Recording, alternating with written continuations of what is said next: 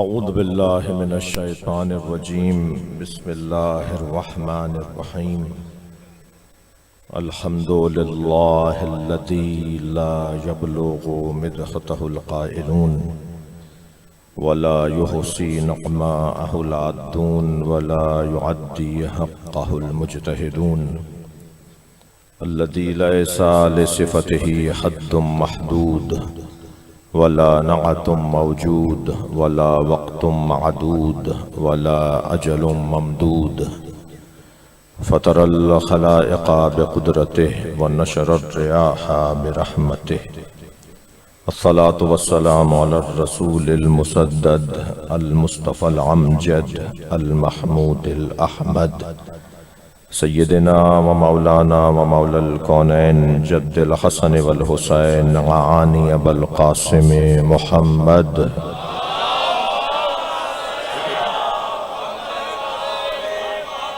وآلہ الطیبین الطاہرین المعصومین الذین قال اللہ انما یرید اللہ لیذہب عنکم الرجس اہل البیت ویطہرکم تطہیرا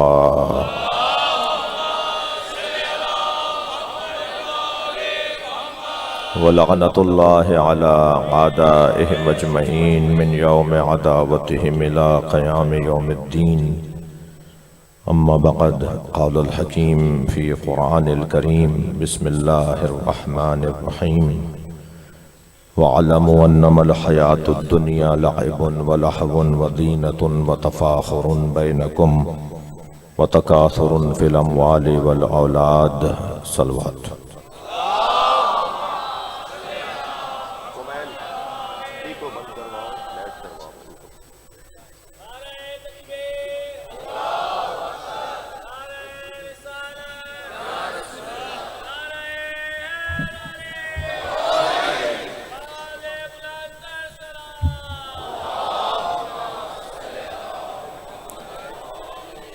کچھ ہو سکتا ہے جو دوست میرے کھڑے میں ان کے بیٹھنے کا انتظام ہو جائے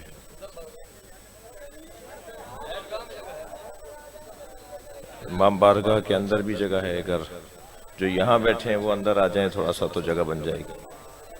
نہیں، قریب سے دیکھنا چاہتے ہیں تو ان کے لیے تھوڑی گنجائش بنائیے، تکلیف میں ہے.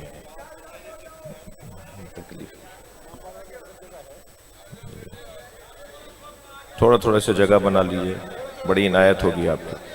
تکلیف میں آئیں گے مگر کچھ شاباش. ایک صلوات پڑھتے ہوئے تھوڑا تھوڑا آگے آ جائیے. جائیں گے نہیں، سامنے دیکھنا چاہتے ہیں. آپ میں سے کچھ ایک آدھ دو لوگ اوپر آ جائیں. آپ اوپر آ جائیں. غیر صاحب آپ جگہ دے جائے گی.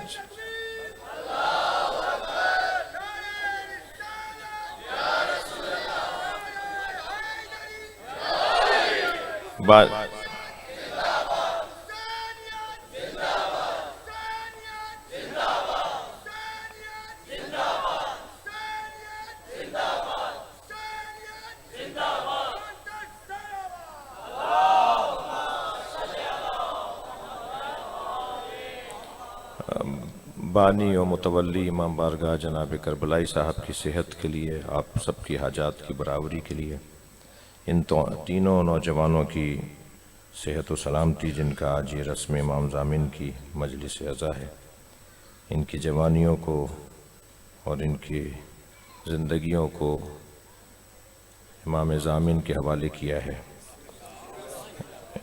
یعنی مومن عباس، تنویر، فخر ثقلین، ذکی ثقلین، ان کے والد، ان کے گھر کے تمام افراد، آپ سب کی حاجات کے لیے بلند صلوات ہدیہ کریں.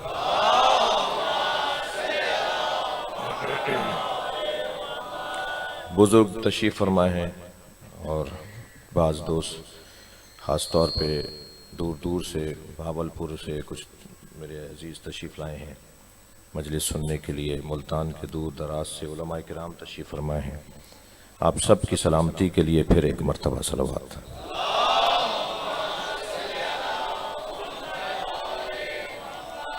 سب نے صلوات نہیں پڑھی ہے. اللہم صلی علی محمد وعلی محمد۔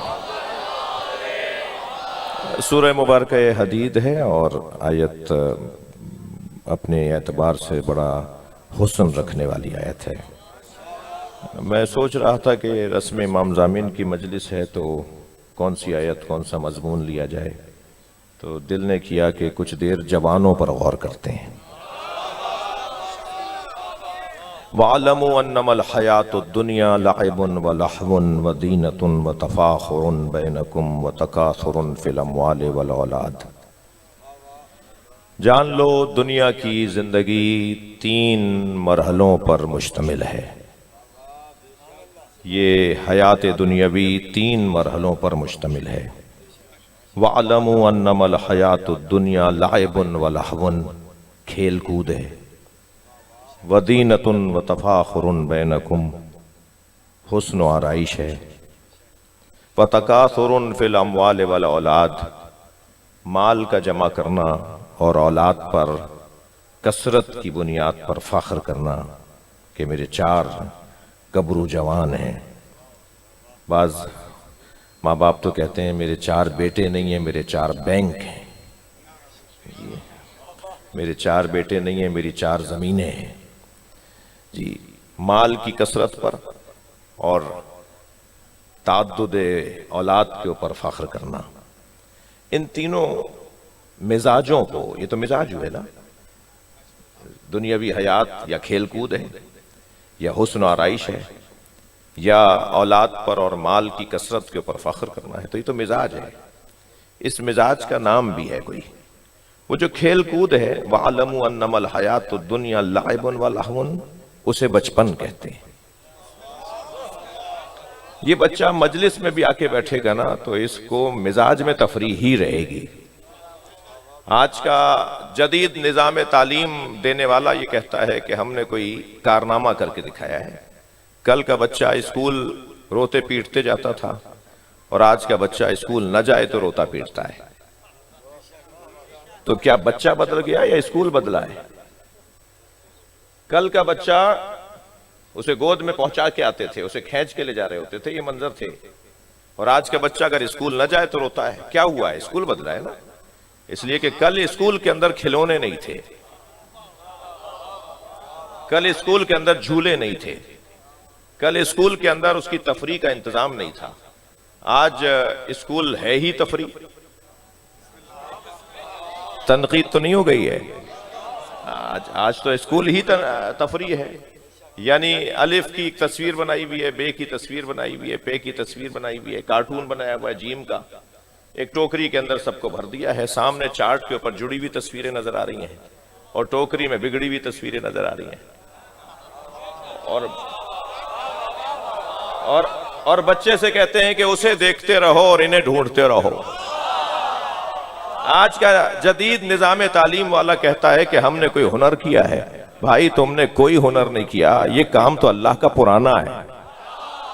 اس نے قرآن کے اندر آیات کو منتشر اور مختلف بھی رکھا ہے اور اہل بیت کی تصویروں کو جوڑا ہوا بھی رکھا ہے۔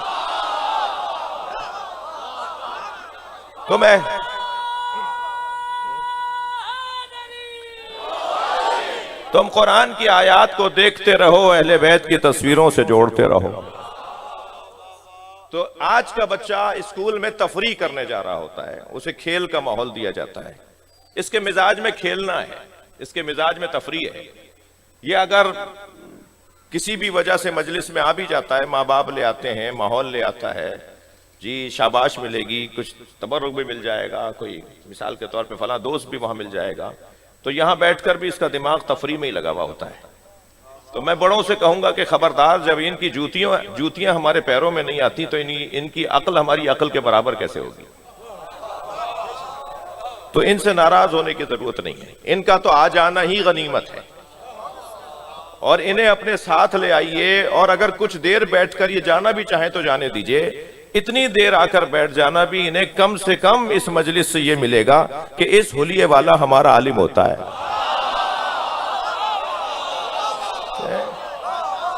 یہ مجلس سے کچھ نہ کچھ ضرور لے کے جا رہا ہے، اور بلکہ یہ تو میں نے کم سے کم بات کی ہے، ورنہ تو یہ بچے بہت کچھ لے کے جا رہے ہوتے ہیں۔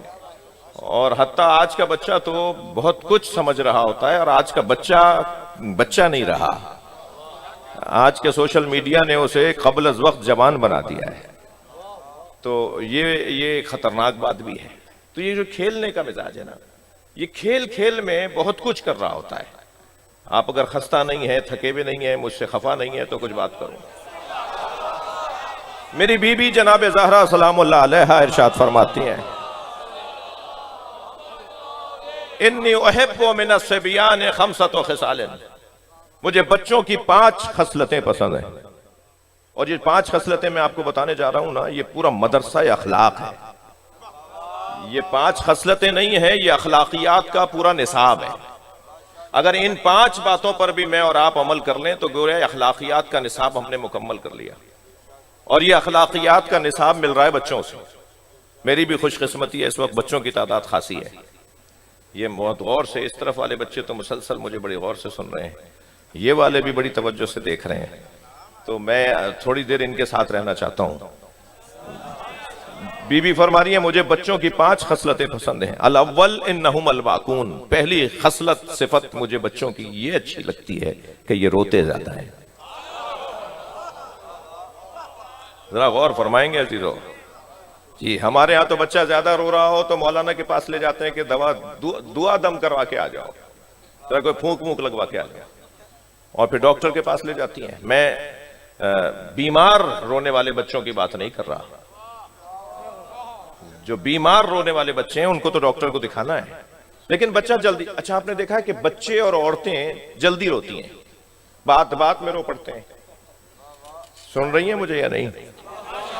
تو یہ بچے اور عورتیں بات میں، ہر بات میں رو پڑتے ہیں. اس کی وجہ یہ ہے کہ ان کا دل نرم ہے. اور سیدہ فرما رہی ہیں مجھے وہ اچھا لگتا ہے جس کا دل نرم ہوتا ہے. بھئی علت کی طرف جانا ہوگا نا کہ سیدہ کو بچوں کا رونا پسند کیوں ہے. رونا پسند اس لیے ہے کہ بچوں کا دل نرم ہوتا ہے، اور جس کا دل نرم ہوتا ہے وہ کسی کا دل دکھاتا نہیں ہے. تھکیں گے نہیں، میں ایک نتیجہ دینے جا رہا ہوں. آپ 2 بچوں کو ذرا کھیلتے ہوئے دیکھیے. کھیل میں ایک بچہ دوسرے بچے کو دھکا دے دیتا ہے، اور وہ گرنے والا بچہ تو یوں روتا ہے کہ اسے چوٹ لگتی ہے، مگر سارا ماحول دیکھتا ہے کہ دھکا دینے والا بھی رو رہا ہے. اور اگر کوئی بڑھ کے اس سے پوچھے کہ بھائی یہ تو یوں رو رہا ہے کہ گر گیا، تم کیوں رو رہے ہو، تم نے تو دھکا دیا تھا، وہ رو کر بتا رہا ہوتا ہے میری نیت خراب نہیں تھی، میں نے جان کر ایسا نہیں کیا، میں یہ نہیں چاہتا تھا جو ہو گیا. یعنی اس کا رونا خود علامت توبہ ہے. رونا علامت ہے توبہ کرنے کی کہ نہیں میرا یہ مطلب نہیں تھا، مجھ سے خطا ہو گئی ہے، مجھ سے غلطی ہو گئی ہے، میں رو اس لیے رہا ہوں. عزیزان گرامی سلام کریں، فاتحہ پڑھیں ان مرحومین پر، مغفرت کا سامان کریں اپنے مرحوم بزرگوں کے لیے جنہوں نے ہمیں مجلس میں بیٹھنے کا سلیقہ عطا کیا ہے. پوری قوم کو ہمارے ائمہ نے پوری قوم کو رونے پر لگایا ہے. میں 1 گھنٹے تک مولانا فضائل پڑھتا رہوں، شاید اس میں آپ کو کوئی اختلاف ہو جائے گا، کسی دانشور کو کوئی اختلاف ہو جائے گا کہ یہ بات ٹھیک نہیں تھی اور وہ بات صحیح تھی. مگر جیسے ہی میں مصائب پڑھنا شروع ہوں گا ایک روحانیت مجلس میں طاری ہو جائے گی. جی ہاں، جس نے میرے حسین پہ 10 لوگوں کو رلایا، جنت میں اس کی ضمانت جنت اس کی ضمانت دیتا ہوں کہ جنت اس کی ہوگی. جس نے میرے حسین پہ 3 لوگوں کو رلایا، اس کی جنت اس کی تضمین ہے. جس نے میرے حسین پہ 1 آدمی کو رلایا، میں محشر میں اس کی حمایت کو کھڑا ہو جاؤں گا. اے فرزند شبیب، پریشانیاں جب تمہیں گھیر لیں تو پریشان مت ہوا کرو، ہمارے جد حسین پہ رو لیا کرو. میرے مولا صادق فرما رہے ہیں جو اونچی آواز میں روتا ہے وہ ہم اہل بیت کے امر کو زندہ کرتا ہے. تمام ائمہ نے ہمیں رونے پہ لگایا ہے. کبھی کبھی میرا یہ جوان، یہ بچہ یہ سوچتا ہے کیا رونا مقصد ہے؟ کچھ ہمارے تنظیمی اور انقلابی دوست کہتے ہیں کہ رونا مطلب نہیں ہے، رونا مقصد نہیں ہے. میں ممبر پہ اطمینان کے ساتھ کہہ رہا ہوں رونا مطلب ہے، رونا مقصد ہے. جس قوم کو رونے پہ لگایا ہو وہ کسی کو رلاتی نہیں ہے. لہذا سب سے اچھی تصویر مسلمانوں میں عزاداروں کی ہے. توجہ بڑھائیے گا، میں کچھ کہہ رہا ہوں. اس رونے کے نتیجے دیکھیے آپ کہاں تک ہیں. مسلمانوں میں سب سے اچھی تصویر حسین مولا کے عزاداروں کی ہے، اس لیے کہ رونے والا کسی کو رلاتا نہیں ہے، کہیں جا کے پھٹتا نہیں ہے، کسی کا گلا کاٹتا نہیں ہے، کسی کا گھر اجاڑتا نہیں ہے۔ تم ہمیں مارتے رہو، ہم حسین پہ رو کر صبر کا مظاہرہ کریں گے، مستقبل ہمارا ہے۔ مستقبل کی ضمانت صبر میں ہے، بدلے میں نہیں ہے۔ تھوڑا توجہ بڑھائیں گے میرے عزیز۔ جو صبر کر جاتا ہے وہ اپنا کل محفوظ کر لیتا ہے، اور جو بدلہ لے لیتا ہے وہ آج ہی تمام کر دیتا ہے۔ اور صبر کا ایک مظاہرہ گریہ ہے۔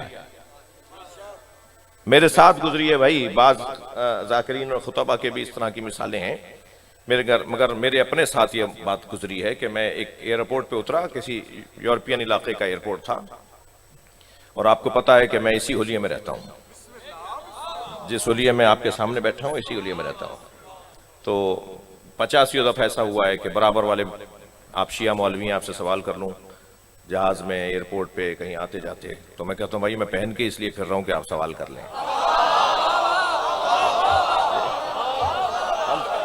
ہمارے بارے میں خود سے فیصلے کرتے ہیں، ہم سے نہیں پوچھتے کہ بھائی ماتم میں کرتا ہوں، جواب یہ دیتے ہیں۔ میں ماتم کرتا ہوں تو جواب بھی میں ہی دوں گا نا کہ کیوں کرتا ہوں۔ کالے کپڑے ہم پہنتے ہیں تو جواب بھی ہم دیں گے نا کیوں پہنتے ہیں۔ آپ تو پہنتے نہیں ہیں تو آپ کیسے جواب دے رہے ہیں؟ امام حسین پہ ہم روتے ہیں نا تو جب دلیل بھی ہم ہی دیں گے۔ آپ تو کہتے ہیں کہ بدعت ہے تو آپ کیسے دلیل دیں گے؟ فعل انجام دینے والا دلیل دیتا ہے بھائی، جو کوئی انجام دے رہا ہوتا ہے، کام کر رہا ہوتا ہے، وہی دلیل دیتا ہے میں یہ کام کیوں کر رہا ہوں۔ تو میں ایک ایئرپورٹ پہ اترا تو چند انگریز آگے سے گزرے اور آپس میں باتیں کرتے ہوئے جانے لگے، دیکھو کتنا اچھا اس کا ڈریس ہے، ڈریسنگ کتنی اچھی ہے اس کے لک کتنا اچھا ہے اس میں۔ اب وہ اپنی، اور ان میں سے کچھ لوگ پلٹ کر آئے، ان میں کچھ خواتین بھی تھیں، مجھ سے کہنے لگا کہ یہ آپ نے کیا پہنا ہوا ہے؟ تو میں نے کہا یہ مسلم اسکالرز کا لباس ہے، مسلمان دانشور اس طرح سے پہنتے ہیں۔ تو وہ خاتون تھی، مجھ سے کہنے لگی، اور بہت سارے لوگوں میں خاتون بھی تھی، کہنے لگی کہ مسلم اسکالرز میں ہیں تو بتائیں، مسلم اسکالرز میں سے ہیں تو بتائیں پروفٹ محمد کے گھر والوں کو مانتے ہیں یا دوستوں کو؟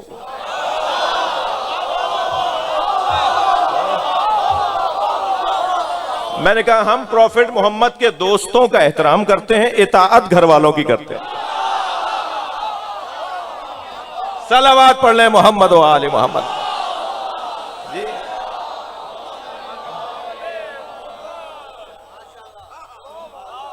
جملہ تو رہ گیا جو اصلی بتانے کا تھا۔ جب میں نے ان سے یہ کہا نا کہ ہم پروفٹ محمد کے دوستوں کا احترام کرتے ہیں مگر اطاعت گھر والوں کی کرتے ہیں، تو وہ آپس میں کہنے لگے ہاں وہ پروفٹ محمد کے گھر والوں کو جو مانتے ہیں نا وہ اچھے مسلمان ہیں۔ جی ہماری مظلومیت نے ہمیں حقانیت کا ثبوت فراہم کیا ہے۔ ظالم کبھی حق پہ نہیں ہوتا۔ آپ میرا موضوع امامت کا موضوع اس وقت نہیں ہے، ورنہ میرا پسندیدہ موضوع ہے علم کلام میں عقیدہ امامت۔ اللہ نے قرآن مجید میں جنہیں امام بنانے کی بات کی ہے نا، ان کی دو صفتیں بیان کی ہیں، امام یا معصوم ہوتا ہے یا مظلوم ہوتا ہے۔ جی وَنُرِيدُ أَن نَّمُنَّ عَلَى الَّذِينَ اسْتُضْعِفُوا فِي الْأَرْضِ وَنَجْعَلَهُمُ الْوَارِثِينَ وَنَجْعَلَهُمُ الْأَئِمَّةَ وَنَجْعَلَهُمُ الْوَارِثِينَ۔ ہم نے جنہیں زمین پر پریشانیوں کا سامنا رہا، جنہیں مشکلات کا سامنا رہا، جن پہ ظلم ہوتا رہا، ہم نے انہیں امام بنایا ہے۔ تو اللہ امام بناتا ہے مظلوموں کو، اور امام کسے بناتا ہے؟ معصوموں کو۔ یا مظلوموں کو امام بناتا ہے یا معصوموں کو امام بناتا ہے۔ لا ینال عہد الظالمین، ہمارا یہ عہدہ امامت ظالموں تک نہیں پہنچے گا۔ تو یا وہ معصوم کو امام بناتا ہے یا وہ مظلوم کو امام بناتا ہے۔ تو میں ان بچوں جوانوں سے کہہ رہا ہوں کہ کبھی اگر تمہیں کوئی تنگ کر رہا ہو تو انتقام ہی یہ ہے کہ انتقام نہ لو۔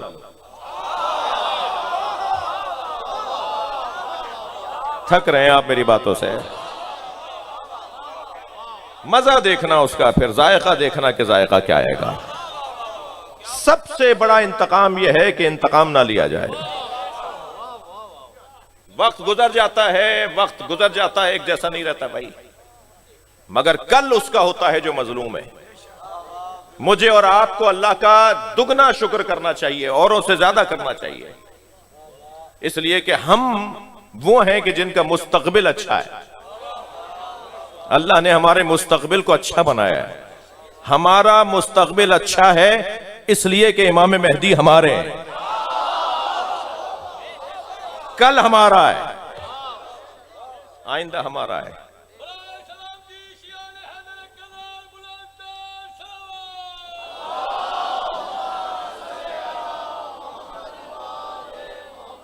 بات آگے بڑھے. الاول انہم الباکون، مجھے اچھا لگتا ہے یہ روتے زیادہ ہیں. بی بی فرمانی الثانی، دوسرا بچوں کا کمال اور بچوں کی صفت، لا یدخرون لغد، یہ آج کا کام کل پہ نہیں چھوڑتے. آپ کتنا ہی کہیں کل دلوا دیں گے، کل لے چلیں گے، یہ کہتے ہیں ہمیں آج ہی جانا ہے، ہمیں ابھی چاہیے، ہمیں یہی چاہیے. یہ اپنے عمل سے بتاتے ہیں جو طے کر لیا اسے کل پہ کیوں چھوڑ رہے ہو؟ یہ آج کا کام کل پہ کیوں لے جا رہے ہو؟ جب طے ہو گیا تو آج ہی کر کے دکھاؤ. الثالث یجتمعون علی التراب، مجھے اچھا لگتا ہے کہ مٹی پہ بیٹھ جاتے ہیں، ان کے وجود میں تکبر نہیں ہے، یہ انانیت کے قائل نہیں ہے. ماں اجلے سے کپڑے پہناتی ہے، بالوں میں کنگھا کرتی ہے، پاؤڈر وارڈر خوشبو لگاتی ہے، اور بچے کو تیار کرتی ہے، کچھ ہی دیر میں مٹی میں ہٹا ہوا گھر میں آتا ہے. ارے بھائی کیا ہو گیا تھا؟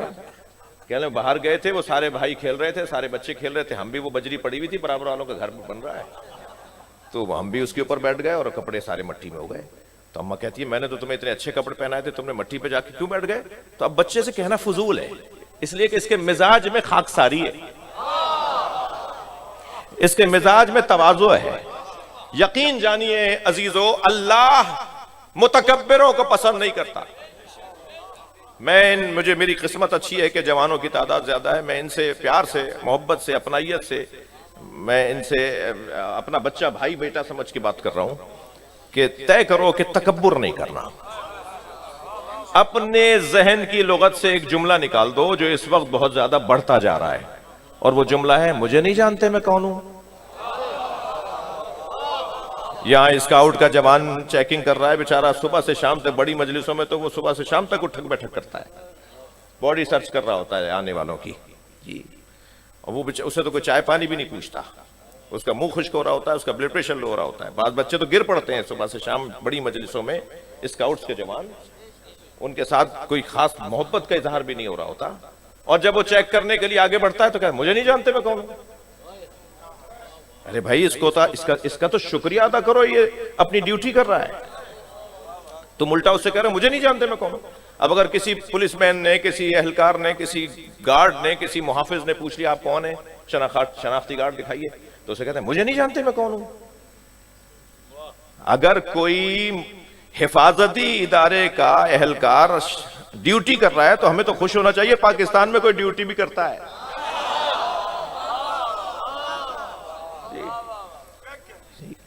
نہیں، میں آپ کو جوانوں کو ایک جملہ دے رہا ہوں، پہلے تو اپنے ذہن سے یہ جملہ نکال دو کہ مجھے نہیں جانتے میں کون ہوں. یہ تکبر کا جملہ ہے، یہ حسینیوں کا جملہ نہیں ہے، یہ خاکساروں کا جملہ نہیں ہے، یہ زمین پہ بیٹھنے والوں کا جملہ نہیں ہے. یہ وائرس کہیں اور سے آیا ہے، یہ بیماری تکبر کی کہیں اور سے آئی ہے. آپ کو میں ایک جملہ کہہ رہا ہوں، اگر آپ سے کوئی کہے مجھے نہیں جانتے میں کون ہوں، تو اس کو پہلا جملہ یہ کہہ دو تم خود اپنے آپ کو نہیں جانتے کہ تم کون ہو. اگر تم اپنے آپ کو جانتے ہوتے نا تو کبھی بھی تکبر نہیں کرتے. پھر مجھے یاد آ رہے ہیں اپنے بزرگ جنہوں نے ہمیں عزاداری سجا کے دیے ہیں، ان کے لیے دعائیں کریں، ان کے لیے ان کا احترام کریں ان بزرگوں کا. ہمیں زمین پر بیٹھنے کی مشق روزانہ کروائی جاتی ہے.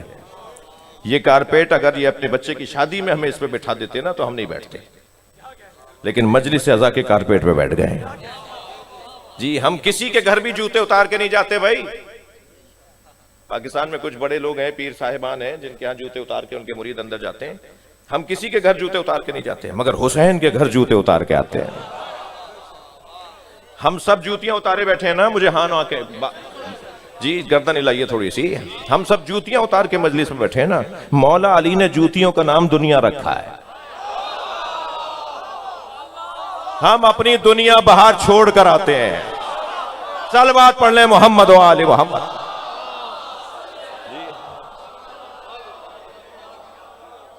کوئی ہوگا بھائی باہر، کوئی ہوگا 200 ایکڑ کا زمیندار،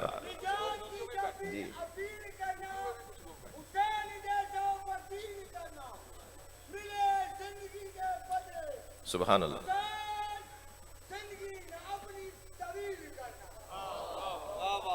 ایسے ہی ہے نا، ہم باہر ہوں گے کوئی 2 کروڑ کی گاڑی میں آئے ہوں گے، مگر یہاں حسین کے فقیر ہیں۔ باہر کسی فیکٹری کے مالک ہوں گے، مگر یہاں امام حسین کے فقیر ہیں۔ یہ بار بار ہماری انا کو مٹانے کا جو ذریعہ ہے وہ مجلس اعزا ہے۔ باہر جا کے آپ بات کر لیجئے گا جو کرنی ہے آپ کو، لیکن یہاں سب فقیر بیٹھے ہیں۔ ایک مجلس میں ایک فیکٹری کا مالک جس کی فیکٹری میں 2000 مزدور کام کرتے ہیں، وہ بیٹھا ہوا تھا کہ اسی کی فیکٹری کا ایک مزدور کودتا پھاندتا اسی کے آگے آگے بیٹھ گیا، اور بیٹھتے بیٹھتے بھی بے خیالی میں لات مار دی، اپنے ہی مالک کو پیر لات مار دی۔ اس نے جو جھک کر دیکھا کہ دیکھوں یہ کون ہے، تو اسی کا مزدور نکلا، تو ذہن میں خیال آنے لگا کہ اسے ڈانٹ کے کہے پیچھے جاؤ، یہاں کیا بیٹھ گئے، تمہیں نظر نہیں آ رہا؟ فوراً امام حسین نے خیال ڈالا یہ تمہارا نوکر نہیں ہے، یہ اس کی طرح تم بھی میرے فقیر ہو، تمہاری طرح یہ بھی میرا فقیر ہے۔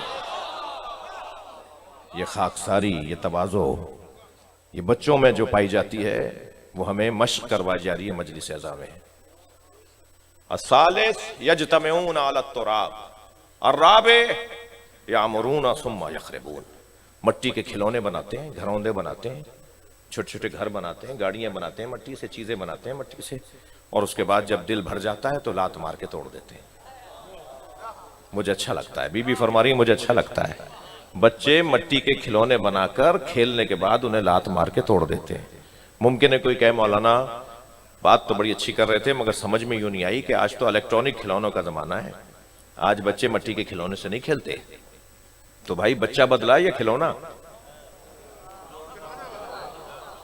بچہ نہیں بدلا۔ کوئی گھر نہیں ہے جس گھر میں سیل والا کھلونا، الیکٹرانک والا کھلونا 1 مہینے سے زیادہ چلتا ہو، یہ اسے توڑ دیتا ہے، کھیلنے کے بعد اس کو کھولنے کی کوشش کرتا ہے، پھر اس سے جڑتا نہیں ہے، اور پھر وہ کسی ٹوکری میں کسی ڈسٹ بن میں پڑا ہوا ہوتا ہے۔ بچہ اپنے کھلونوں کو توڑنے کا مزاج رکھتا ہے، اس لیے کہ بچے کی ساری دنیا اس کا کھلونا ہے۔ اور مولا علی فرما رہے ہیں یہ دنیا تمہارے استعمال کی شے ہے، تمہیں کہیں استعمال نہ کر جائے۔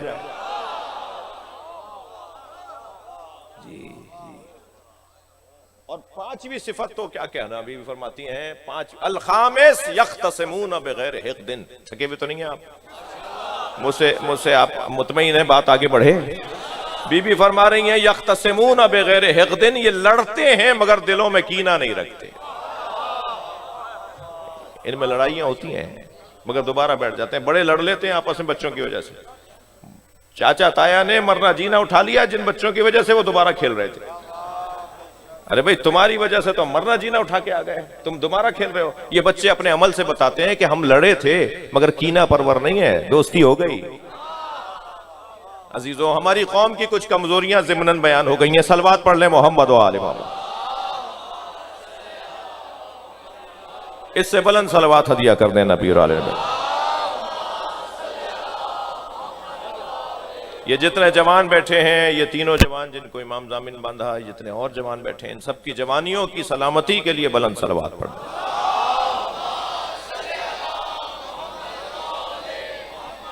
وَعَلَمُوا أَنَّمَا الْحَيَاةُ الدُّنْيَا لَعِبٌ وَلَهْوٌ۔ دنیاوی حیات کھیل کود ہے یعنی بچپنا ہے۔ وَزِينَةٌ وَتَفَاخُرٌ بَيْنَكُمْ، اور دوسری کیفیت دنیاوی حیات کی ہے زینت اور اپنے حسن پر فخر کرنا، اسے کہتے ہیں جوانی۔ اس پہ مجھے تھوڑی دیر کام ہے آپ سے، کچھ دیر آپ کے ساتھ رہنا چاہتا ہوں جوانی کے موضوع پر۔ اور جو تیسرا مرحلہ ہے وہ ہے وَتَكَاثُرٌ فِي الْأَمْوَالِ وَالْأَوْلَادِ، مال کی کثرت پر اور اولاد کی کثرت پر فخر کرنا۔ بولنا میرے اتنے بیٹے ہیں، اتنے دکانیں، اتنی زمینیں، اتنا میں نے کمایا ہے، اتنی گاڑیاں ہیں. یہ پیسے کو اور اولاد کو بار بار دہرانا، اسے بڑھاپا کہتے ہیں. بزرگوں کے ساتھ بیٹھیے، وہ بتائیں گے کیسے کمایا تھا. بزرگوں کے ساتھ بیٹھیے، وہ بتائیں گے میرے بچے کو میں نے کیسے پڑھایا، یہ ہوا تھا تو ایسا ہوا تھا، اس کو میں نے ایسے پڑھایا، ایسے اس فلاں اسکول میں داخل کروایا، اور آج دیکھو میرا بچہ جو ہے وہ سیکٹری لگا ہوا ہے، آج دیکھو میرا بچہ کتنا بڑا افسر لگا ہوا ہے، اور میرا فلاں بیٹا تو ایسا ہے، اور اس کو تو تم نے دیکھا ہی نہیں کیسا ہے. بزرگوں کی تو باتیں ہی صرف یہ ہوتی ہیں نا، اپنے مال پر اور اپنی اولاد پر فخر کرنا، یہ ہے بڑھاپا. لیکن وہ جو درمیانہ ہے نا، علامہ ذیشان حیدر جوادی نے بڑا حسین فرمایا کہ ایک پہاڑ کو تصور میں لائیں. پہاڑ کا یہ دامن اور پہاڑ کا وہ دامن، اور پہاڑ کی چوٹی، چوتھی تو کوئی چیز ہی نہیں ہے نا. پہاڑ کا یہ دامن یا پہاڑ کا وہ دامن یا چوٹی. پہاڑ کا یہ دامن جہاں سے آپ چڑھ رہے ہیں اسے بچپنا کہتے ہیں، اور پہاڑ کی چوٹی کو جوانی کہتے ہیں، اور پہاڑ کے اس دامن کو بڑھاپا کہتے ہیں. اسے اگر تصور میں لے آئیں تو ہمیں پوری زندگی کا خلاصہ نظر آتا ہے.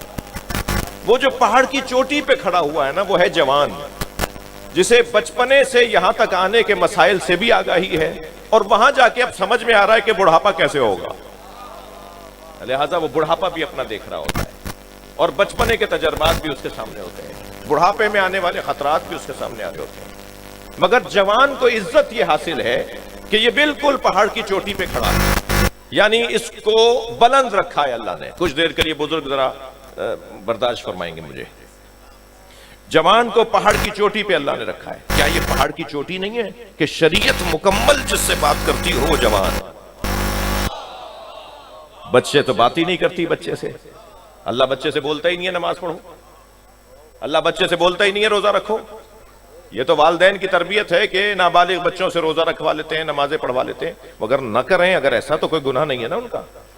اللہ کی شریعت بات ہی نہیں کرتی بچے سے. بزرگ سے بھی کہتی ہے پڑھ سکتے ہو، نہیں پڑھ سکتے بیٹھ کے پڑھ لو، بیٹھ کے نہیں پڑھ سکتے لیٹ کے پڑھ لو، لیٹ کے نہیں پڑھ سکتے اشارے میں پڑھ لو. اچھا اشارے بھی نہیں کر سکتے تو زبان کو دہرا لو، بس زبان منہ کے اندر ہی دہرا لو. یعنی شریعت آہستہ آہستہ بات کرنا بند کرتی ہے، اسے کہتے ہیں بڑھاپا. اور شریعت جس سے بات ہی نہیں کرتی اسے کہتے ہیں بچہ. شریعت جس سے مکمل خطاب کرتی ہے اسے کہتے ہیں جوان. لہذا حدیث کے اندر ہے کہ جب کوئی جوان مصلی عبادت پہ کھڑا ہوتا ہے، اور میرا عقیدہ کہتا ہے جب کوئی جوان حلقہ ماتم میں کھڑا ہوتا ہے، تو اللہ کے فرشتے کہتے ہیں ذرا زمین پر دیکھو تو میں چاند چمکتا ہوا نظر آئے گا.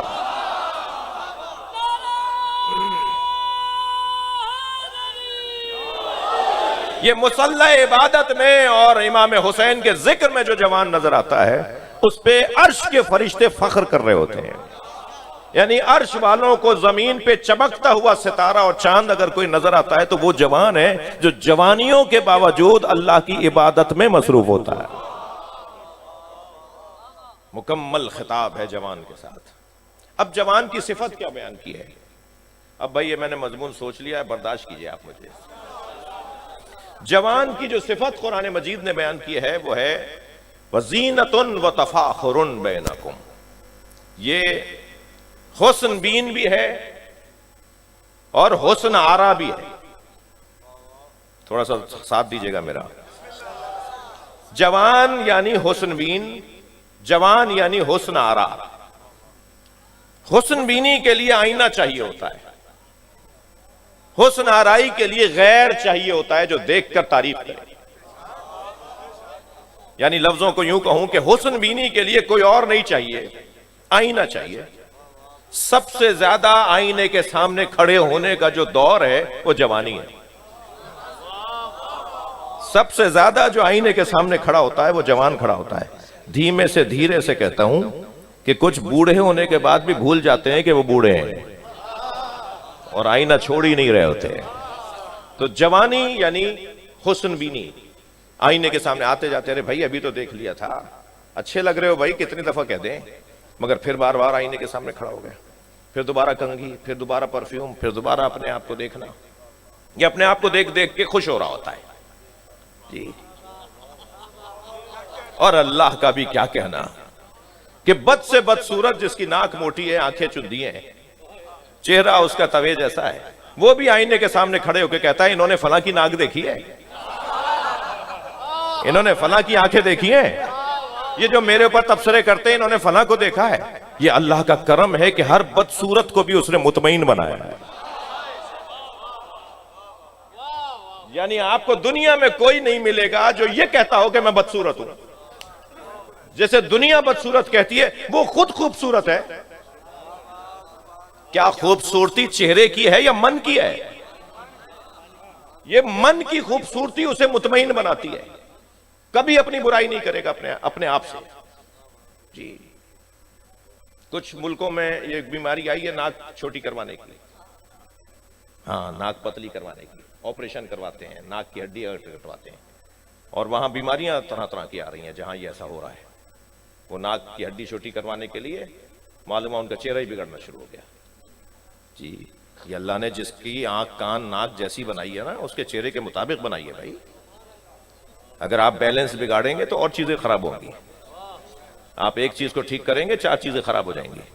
لہٰذا مطمئن رہیے، میں بچوں سے بات کر رہا ہوں جی، کہ جو اللہ نے بنایا ہے اس نے ہم پر کرم کیا ہے۔ کیا یہ کم نہیں ہے کہ اس نے ہمیں بنانے کے بعد اپنے ہاتھوں کو مبارکباد دی ہے؟ تبارک اللہ احسن الخالقین، مبارک ہو اے اللہ تجھے، تو بہترین مخلوق کا خالق ہو گیا۔ اللہ اکبر۔ ساری دنیا میں جو اس نے نعمتیں اور اپنے کرشمے رکھے ہیں وہ ایک 6 فٹ کے بدن میں رکھے ہیں۔ یعنی قرآن کی آیت ہے نا سورہ مبارکہ فصلت کی، ظاہراً 55ویں یا 54ویں آیت ہے، فصلت کی آیت ہے، سنوریہم آیاتنا فی الآفاق وفی انفسہم حتی یتبین لہم انہ الحق۔ ہم نے ساری کائنات میں اپنی نشانیوں کو رکھا ہے، اور اے انسان تیرے اندر اپنی نشانیوں کو رکھا ہے۔ یعنی ساری کائنات ایک طرف اور یہ 6 فٹ کا آدمی ایک طرف، بعض تو 6 فٹ کے بھی نہیں ہے، بونے ہیں جی، وہ بھی ان کے اندر بھی اللہ نے اپنی نشانیاں رکھی ہیں۔ یعنی وہاں اللہ نے اگر پہاڑ رکھے ہیں نا تو ہمارے بدن میں ہڈیاں رکھی ہیں، وہاں اگر اللہ نے چاند اور سورج رکھا ہے تو ہماری 2 آنکھیں رکھی ہیں، وہاں اگر اللہ نے دریاؤں کا نظام رکھا ہے تو ہمارے وجود میں شریانوں کا نظام رکھا ہے، وہاں اگر اللہ نے ہواؤں کا نظام رکھا ہے تو یہاں تنفس کا نظام رکھا ہے، وہاں اگر اللہ نے فصلوں کا نظام رکھا ہے تو ہمارے بدن میں بال اگنے کی جگہیں بنائی ہیں۔ پروردگار عالم نے ساری کائنات میں جو چیزیں رکھی تھی وہ 6 فٹ کے بدن میں بھی رکھ دی، اور کہا ساری کائنات ایک طرف ہے اور یہ انسان ایک طرف ہے۔ صلوات پڑھ لیں ذرا محمد و آل محمد۔ اب آپ کو مجھے برداشت تو کرنا پڑے گا۔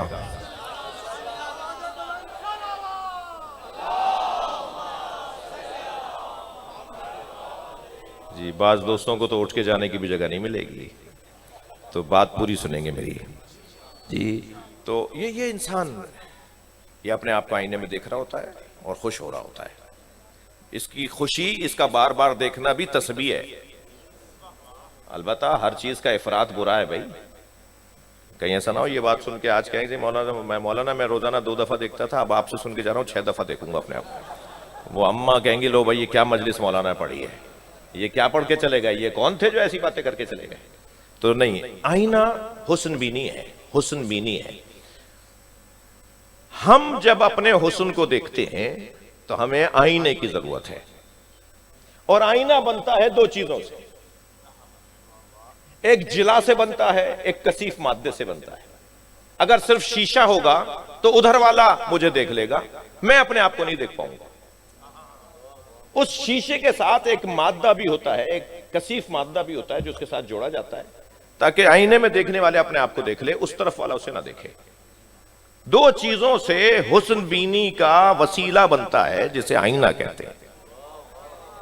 ہم اپنے حسن کو دیکھنے کے لیے آئینہ تلاش کرتے ہیں۔ ان اللہ جمیل و یحب الجمال، اللہ خود بھی جمیل ہے اور جمال کو پسند بھی کرتا ہے۔ یا اللہ ہم جب اپنا حسن دیکھتے ہیں تو آئینہ تلاش کرتے ہیں، تو جب اپنا حسن دیکھتا ہے تو کسے دیکھتا ہے؟ اللہ نے 14 آئینے بنائے ہیں، وہ 14 کو دیکھتا ہے، اپنے حسن کی تعریفیں کرتا ہے۔ صلوات پڑھ لیں محمد و آل محمد۔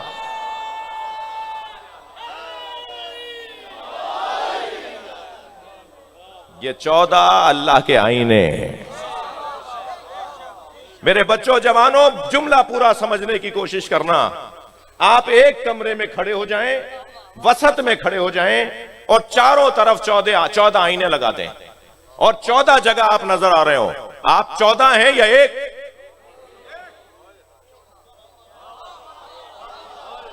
آپ کمرے کے درمیان میں کھڑے ہو کر چاروں طرف 14 آئینوں میں اپنے آپ کو دیکھیے۔ آپ 14 جگہ نظر آئیں گے مگر آپ ہیں ایک۔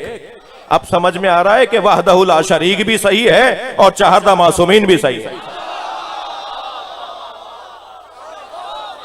وہ وحدہ لا شریک 14 کے ذریعے سے جلوہ کرتا ہے وہ ایک مگر دکھائی 14 جگہ جاتا ہے۔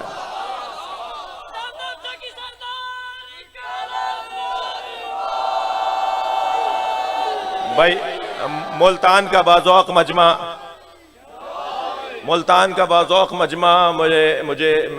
میں مجبور ہو رہا ہوں کہ 4 مصرے بھی سنا دوں آپ کو۔ شاعر کہتا ہے امام جتنے ہیں ایک نور سے ہے سب کا خمیر۔ شعر تو ایسے نہیں سنتے بھائی، تھوڑی سی توجہ بڑھائیے گا۔ امام جتنے ہیں ایک نور سے ہے سب کا خمیر، ہیں ان میں سبھی محمد صغیر ہوں کہ کبیر۔ امام جتنے ہیں ایک نور سے ہے سب کا خمیر، ہیں ان میں سبھی محمد صغیر ہوں کہ کبیر۔ خیال ہے کہ نظر بندی مصور نے الٹ پلٹ کر دکھائی نہ ہو وہی تصویر۔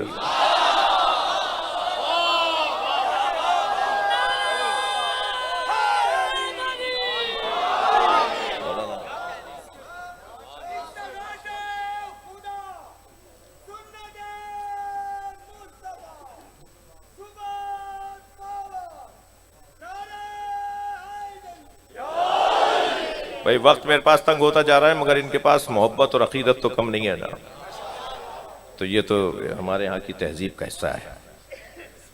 بات آگے بڑھے تو اللہ اپنے حسن کو دیکھتا ہے، تو جن کو دیکھتا ہے اور اپنے حسن کی تعریف کرتا ہے وہ یہ حسین ہے۔ لہذا معصوم فرمائیں گے معصوم کے لیے، معصوم فرمائیں گے اللہ کے لیے المتجلی لخلقہ بخلقہ، اے وہ اللہ جو مخلوق پر مخلوق کے ذریعے تجلی کرتا ہو۔ مخلوق پر مخلوق کے ذریعے سے اللہ تجلی کرتا ہے۔ ہم مخلوق ہیں، ہم پر اللہ کی تجلی ہوتی ہے ان مخلوقوں کے ذریعے سے جنہیں بنانے کے بعد اللہ نے اپنے ہاتھوں کو مبارکباد دی ہے۔ میں نے ایک جملہ کہا تھا، اسے بہتر کرتا ہوں۔ اللہ پسند نہیں کرتا کہ ہم تکبر کریں، وہ کہتا ہے ستار بن جاؤ، غفار بن جاؤ، قہار بن جاؤ، جبار بن جاؤ، مگر متکبر نہ بنو۔ جی تمہارے پاس کسی کا عیب آ گیا ہے، نظر آ گیا ہے، سمجھ گئے ہو، پہچان گئے ہو، پتہ چل گیا ہے، اسے چھپا کے دکھاؤ، ستار بنو۔ تخلقوا باخلاق اللہ، اللہ کی اخلاقیات کو اپناؤ۔ اللہ کے اخلاقیات یعنی کریم بنو، کسی کو کوئی روٹی کھانا کھلا کے دکھاؤ، کسی کے عیبوں کو چھپا کے دکھاؤ، مگر خبردار المتکبر، الکبر و ردائی، تکبر میرے کپڑے ہیں، تکبر جو بھی اختیار کرتا ہے میرے کپڑوں میں ہاتھ ڈالتا ہے۔ شدید نفرت ہے اللہ کو تکبر کرنے والوں سے۔ تو میں سوچ رہا تھا، مولانا طالب علم ہوں، سوچ رہا تھا کہ اللہ متکبر جب چاہتا نہیں ہے کہ اس کی تکبر کی صفت لوگ اپنائیں تو وہ خود متکبر کیوں ہے؟ وہ ساری صفتیں چاہتا ہے کہ عام ہو جائیں مگر تکبر نہیں چاہتا کہ عام ہو۔ صرف اللہ ہی ہے جو متکبر ہے۔ اللہ متکبر کیوں ہے بھائی؟ اور کوئی اور کیوں نہیں ہو سکتا؟ تو مجھے تو ایک ہی بات سمجھ میں آئی، جسے محمد اور علی سجدہ کرے اسی کا حق ہے کہ وہ کہے اللہ اکبر، اسی کا حق ہے کہ اسے کہا جائے المتکبر۔ وہ حسن کو دیکھتا ہے، اسے آئینے چاہیے، اس نے 14 آئینے خلق کیے، یہ پھر آئینوں کو اس نے تقسیم کر دیا۔ اللہ آپ کو کربلا لے جائے، جو گئے ہیں انہیں بار بار لے جائے، اور جو جانے کی صلاحیت نہیں رکھتے انہیں وہ لے جائیں جو صلاحیت رکھتے ہیں لے جانے کی۔ جب آپ کربلا جائیں گے نا تو آپ کو ایسا لگے گا جیسے آپ زمین پر معراج میں ہو، معراج کی کیفیت میں ہو۔ جی لگتا ہی نہیں ہے کہ آپ زمین کے کسی خطے میں ہیں، جگہ ہی کچھ اور ہے۔ تو کیا کرتا ہے جوان؟ حسن بینی کرتا ہے آئینے میں، اور پھر چین سے بیٹھتا نہیں ہے، کیسا لگ رہا ہوں، یہ کپڑے کیسے ہیں، میرے بال سی ہیں، خوشبو ٹھیلکائی میں نے، ارے بھائی تم مطمئن ہو گئے، ہم سے کیوں پوچھ رہے ہو؟ یہ چاہتا دوسرے بھی تعریفیں کریں۔ اور یہ جوان جب باہر نکلتا ہے یہ طرح طرح کے چھوٹے بڑے کپڑے پہن کے نکلتا ہی اس لیے ہے کہ لوگ اس کو دیکھیں۔ کبھی آدھی پینٹ پہن کے نکلے گا، تو کبھی پینٹ پھٹی ہوئی، یہ تمہاری پینٹ نہیں، یہ تو ڈیزائن ہے، یہ تو فیشن ہے۔ ارے ہم تو سمجھتے تھے پھٹ گئی کہیں ہے، کہ نہیں پھٹی نہیں ہے، یہ تو فیشن ہے۔ یہ پینٹ پھٹی بھی ہوگی تو تبھی تو دیکھیں گے آپ ہمیں، مثال کے طور پہ کہیں سے ادھڑا ہوا ہوگا کچھ تو آپ کہیں گے بھائی کیا ہوگا، دکھانا تو چاہ رہا ہے وہ۔ بال ایسے عجیب و غریب بنائے گا۔ ابھی ہمارے بچوں نے بندے بھی دو طرح کے ہوتے ہیں بھائی، وہ جو اچھے والے بندے ہیں میں ان کی بات ہی نہیں کر رہا، مگر کچھ بندے ہیں جو بندے کے دکھانے کے لیے ہوتے ہیں۔ اچھا پھر اور بہت ساری چیزیں، شوز ایسے پہنیں گے، کپڑے ایسے پہنیں گے، یہ چاہ رہے ہیں دوسرے ان کو دیکھیں۔ اچھا جوان کی بات کر رہا ہوں، لڑکے اور لڑکی کی بات نہیں کر رہا۔ یہ مشکل لڑکیوں میں بھی ہے۔ اب جب لڑکی اس انداز سے باہر نکلے گی تو وہ تو فساد پھیلے گا، ٹھیک ہے نا؟ لڑکے کے ساتھ فساد تو لڑکے سے بھی پھیلے گا، لیکن وہ دگنا ہو جائے گا فساد۔ جب سج بن کر دکھاوے کے لیے باہر نکلے گا یہ جوان تو اس کی وجہ سے فساد پھیلے گا۔ آپ یقین رکھیے کہ اللہ نے جتنے بھی احکامات شریعت کے اندر اتارے ہیں وہ ہماری فطرت کے مطابق اتارے ہیں۔ توجہ چاہوں گا، دیکھیے پیاس فطری ہے یا نہیں؟ پیاس لگتی ہے، بھوک فطری ہے یا نہیں؟ ہر فطرت جب بے لگام ہونے لگے تو فساد ہوتا ہے۔ پیاس فطری ہے تو ہر چیز پی لیں، بھوک فطری ہے تو ہر چیز کھا لیں، جو مل جائے کھا جائیں۔ بھائی فطرت ہے، بھائی اللہ نے رکھی ہے بھوک، ہمیں جو مل گیا کھا لیا، ہر چیز کھا جائیں۔ ایک اور نیا جھگڑا کھڑا ہو جائے گا، ایک نیا فساد کھڑا ہو جائے گا۔ پیاس فطرت ہے، ہر چیز پی لیں، معلوم ہے کچھ پی لیا، یہ پیر کہیں رکھ رہے ہیں، پڑ کہیں رہا ہے، گرتے پڑتے، کوئی علاقے کے لوگ اٹھا کے گھر پہنچا رہے ہیں۔ کیا کیا تھا بھائی؟ کب پی لیا تھا کچھ، تو جو چاہو پی لو گے۔ یعنی اگر پیاس فطرت ہے تو ہر بہنے والی چیز پی لو گے، اگر بھوک فطرت ہے تو ہر کھانا کھا لیا جائے گا۔ کوئی گائے بھینس ہو کے کسی پرچون کی دکان سے گزرتے ہوئے دال کی بوری رکھی ہوئی تھی، چاول کی بوری رکھی تھی، اس نے منہ مارا، بوری گرا دی، آدھی کچھ کھا لی، انسان ہو نا۔ تو فطرت اگر بے لگام ہونے لگے، ایسے ہی فطری چیزوں میں بھوک پیاس کی طرح حسن آرائی ہے۔ چاہتا ہے یہ جوان کہ کوئی اسے دیکھے، پسند کرے، یہ حسن آرائی اس کی فطرت کا حصہ ہے۔ تو جہاں یہ فطرت بے لگام ہونے لگتی ہے، شریعت آ کے کہتی ہے خبردار، فساد نہیں پھیلانے دیں گے، پردہ کر کے باہر آؤ۔ صلوات پڑھ لیں ذرا محمد و آل محمد۔ پردے کے ساتھ باہر آؤ، تمہارے بے پردہ باہر آنے سے فساد پھیل رہا ہے۔ یہ جوان حسن بین بھی ہے اور حسن آرا بھی ہے، اور چاہتا ہے کہ اس کے حسن کا اظہار ہو۔ میں ذمہ داروں سے دست بستہ گزارش کروں گا، مجلس ملتان میں پڑھ رہا ہوں مگر ملتان کے لیے نہیں پڑھ رہا۔ یہ ویڈیو بن رہی ہے، کہاں کہاں کلپ جائے گا، دنیا میں کہاں کہاں دیکھا جائے گا، سنا جائے گا۔ ذمہ داروں سے گزارش کر رہا ہوں کہ جوانوں کے حسن میں اضافے کا سبب بنے۔ جب ایک مثلاً کسی کھیل کی دنیا میں جیت کر لوٹنے والا جوان ایئرپورٹ پر پہنچتا ہے تو وزیر صاحب بھی لینے جاتے ہیں، اس شہر کے ڈپٹی کمشنر صاحب اور کمشنر صاحب بھی لینے جاتے ہیں۔ لیکن جب جوان ایک اور حسن دکھا کر آتا ہے کہ کمپیوٹر کے مقابلے میں یہ گولڈ میڈل لے کر آ رہا ہے، جب یہ میتھ کے مقابلے میں آسٹریلیا سے گولڈ میڈل لے کر آ رہا ہے، تو کوئی وزیر نہیں جاتا۔ تعلیم میں جب حسن کا اظہار ہو، جوان کی تعلیم میں جب حسن کا اظہار ہو، تو ہمارے معاشرے کے ذمہ دار اسے ایئرپورٹ پہ لینے نہیں جاتے۔ لیکن جب کھیل کود کے، اگرچہ یہاں تو کھیل کود کا بھی قصہ تمام ہے، میں مایوس نہیں ہوں بھائی، مجلس میں بیٹھنے والا مایوس نہیں ہوتا، لیکن آپ کتنا دکھی ضرور ہو کہ ہمارے ملک میں ہو کیا رہا ہے، اور یہ جا کے کہاں بات پہنچے گی، اور کتنے اور ہم ذلیل ہوں گے۔ آپ ذرا باہر کی دنیا میں جا کے دیکھیے، جو جا رہے ہیں وہ میری بات کی تصدیق کریں گے۔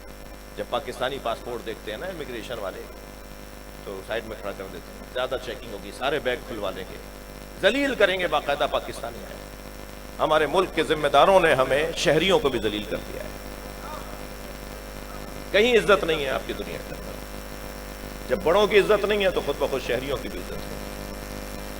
تو اب تو کھیل کی دنیا میں بھی کوئی خاص مقام نہیں ہے ہمارا، لیکن نہیں، پھر بھی کہیں کہیں نظر آتا ہے. میں گزارش کروں گا کہ جوانوں کا حسن یہ ہے، مثلاً ملتان کے اندر نوجوانوں کے حسن کے کون کون سے جلوے ہو سکتے ہیں، یہ ملتان کے ذمہ داروں کو سوچنا ہوگا. مثلاً پنجاب کے اندر جوانوں کے حسن کی جلوہ آرائیاں کہاں کہاں ہو سکتی ہیں، جوان کیا کیا جلوے دکھا سکتا ہے، یہ پنجاب کے صوبائی حکومت اور حکمرانوں کی سوچنے کی چیز ہے. ایسے ہی پاکستان، ایسے ہی صوبہ سندھ، ایسے ہی پورے پاکستان کے ذمہ داروں کو سوچنے کی ضرورت ہے کہ ملک کے جوانوں کی. میں جب ان ممالک میں جاتا ہوں، کوئی 30-35 ملک گھوم چکا ہوں، دیکھ چکا ہوں، ہمیشہ جا کے کہتا تھا کھا لیا، کما لیا، پڑھ لیا، پاکستان آ جاؤ، پاکستان کی خدمت کرو. اس دفعہ میں گیا، مجھ سے بولا ہی نہیں گیا. ان جوانوں سے جو وہاں پر پڑھنے گئے تھے، جو وہاں کما رہے ہیں، ہر سال بولتا تھا. میری تقریریں میرے یوٹیوب کے پر میری آوازیں محفوظ ہیں کہ بھائی کھا کما لیا، واپس آؤ، پاکستان کی خدمت کرو. اب دل ہی نہیں کیا، اس دفعہ بولا ہی نہیں گیا مجھ سے کہ واپس آ جاؤ. میں انہیں واپس بلا لوں، یہاں ان کے ساتھ کیا ہو جائے، پھر کہیں گے آپ نے بلایا. ان لوگوں کی بات کر رہا ہوں. اور جو یہاں رہ رہے ہیں ان کا کیا حال ہے، کتنی مشکلات میں ہیں. اس جوان کی جتنی قدر کی جائے گی اتنا پاکستان ترقی کرے گا. جی، جوانی دیوانی نہیں ہے، جوانی فخر مملکت ہے، جوانی فخر قوم ہے. جس نماز جماعت میں جوان نہ ہو، اس پیش نماز کو تجدید کرنی پڑے گی اس بات کی کہ نماز اس کی بہت حسین نہیں ہے. جس جلوس کے اندر ماتمی جوان نہ ہو، اس انجمن کو سوچنا ہوگا کہ وہ جوان کیوں نہیں آ رہا ماتمی دستے میں، یہ سارے بزرگ ہی باقی کیوں رہ گئے. یا اگر 100 سنگت کے اندر ماتمی ہیں اور 80 بزرگ ہیں، سب 50 سال سے اوپر کے ہیں، اور کوئی 18 سال کا اور 22 سال کا 20% رہ گیا ہے، تو اسے سوچنا ہوگا کہ اس کی سنگت کے اندر کوئی کمزوری ہے، اس کے ماتمی دستے کے اندر کوئی کمزوری ہے. جوان آ کیوں نہیں رہا اس کے ماتمی دستے کے اندر؟ اگر جوان ماتمی حلقے میں نہیں آ رہا اور جوان نماز جماعت میں نہیں آ رہا تو پوری قوم کو سوچنا پڑے گا کہ کہیں کمزوری ہے.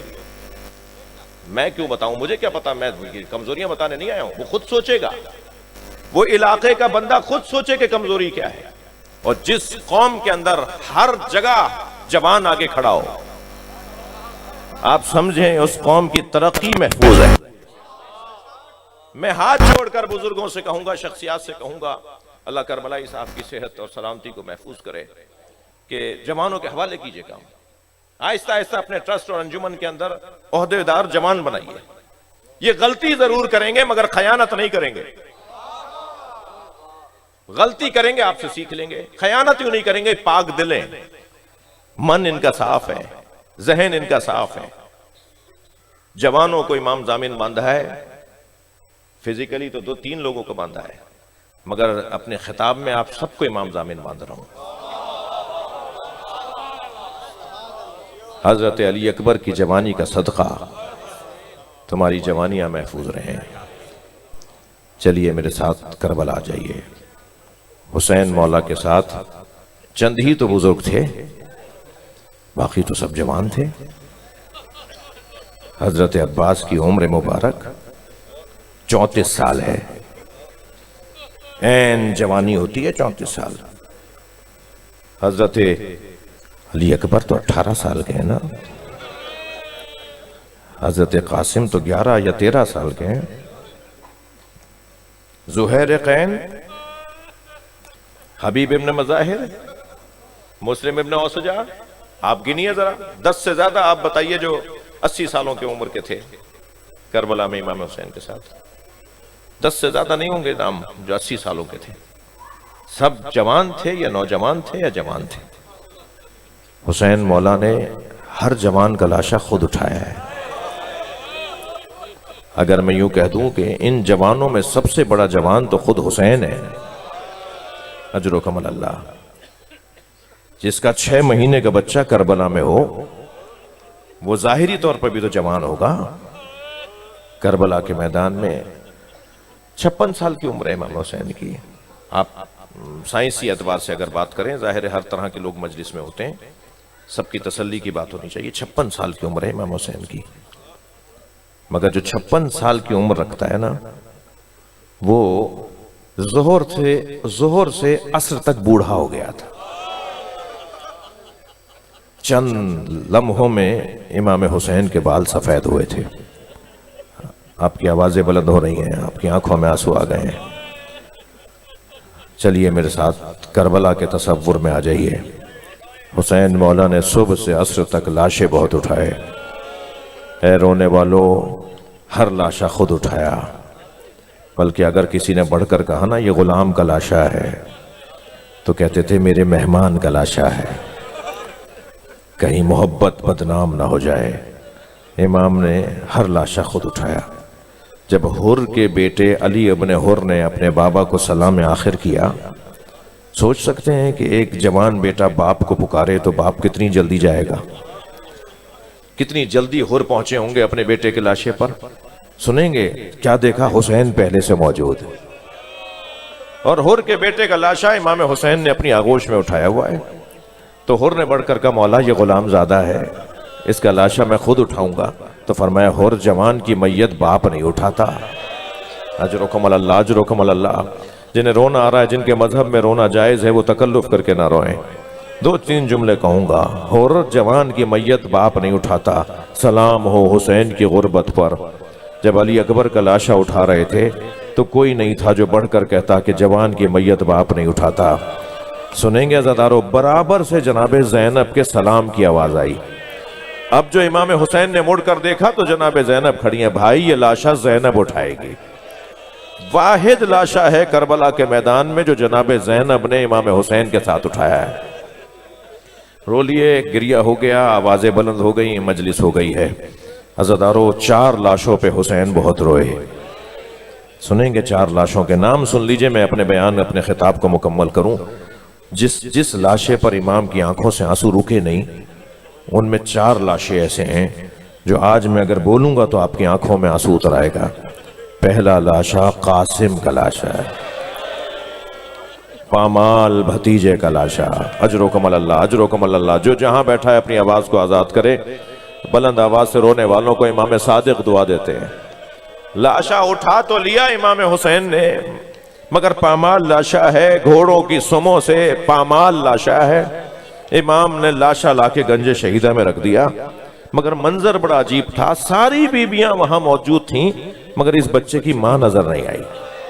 تو امام نے تعجب سے جناب زینب سے فرمایا بہن زینب، بھابی ام فروہ نظر نہیں آ رہی. تو فرمایا جب قاسم کی شہادت کی خبر آئی تھی تو بھابی ام فروہ خیمے کی پشت پہ چلی گئی تھی. اب جا کے جناب زینب نے کیا دیکھا، پیشانی سجدے میں ہے اور جناب ام فروہ تسبیح پڑھ رہی ہیں. شکرن شکرا، حقاً حقا، یا اللہ تیرا شکر ہے تو نے میری قربانی قبول کر لی. سجدہ مکمل ہوا تو جناب زینب کی آواز آئی بھابی آپ کو حسین بلا رہے ہیں. بی بی وہاں سے آئی ہیں، وہاں جہاں لاشا رکھا ہوا تھا.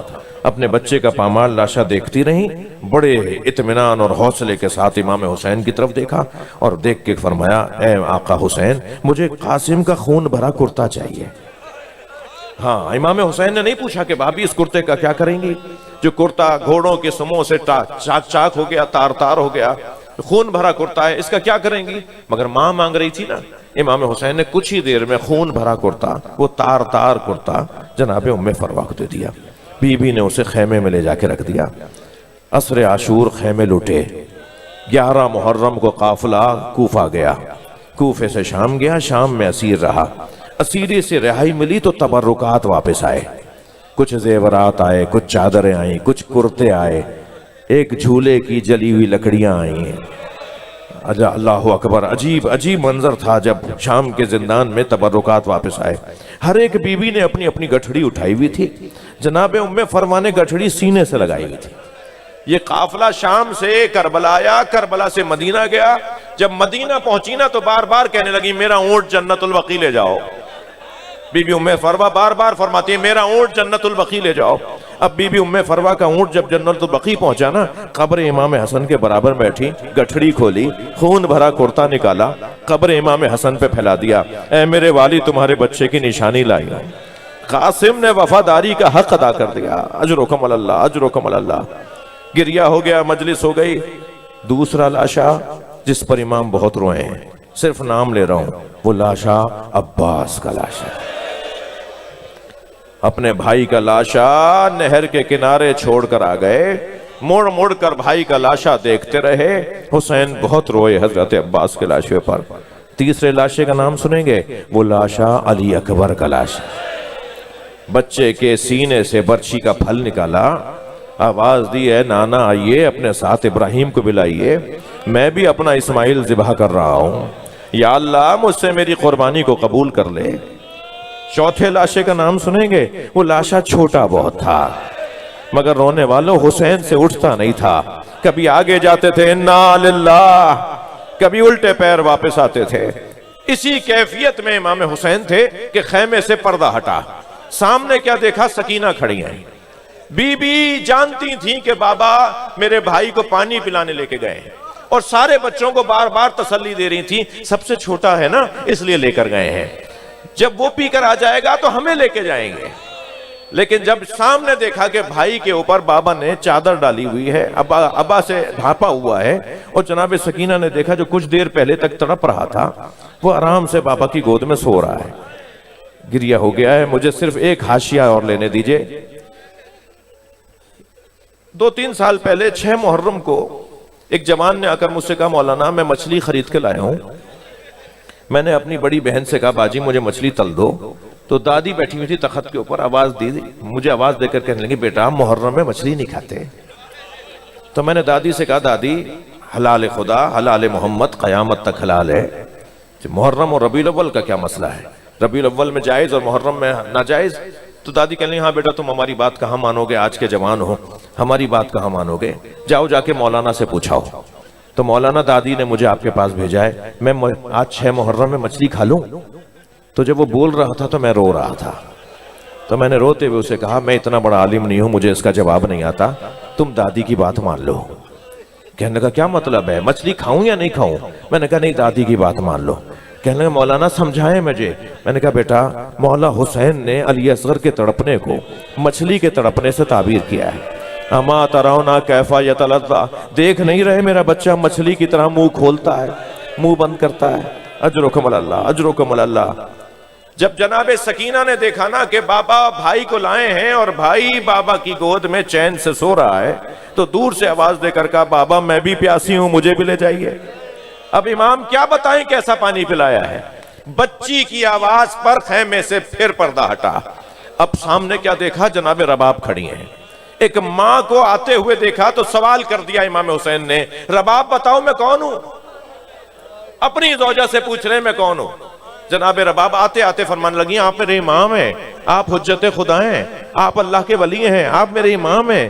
امام نے ابا کا دامن ہٹا دیا۔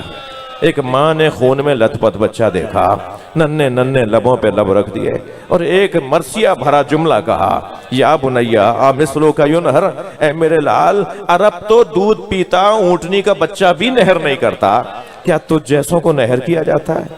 اے میرے بچے تیرے ساتھ یہ کیا ہو گیا؟ اللہ لعنت اللہ علی القوم الظالمین۔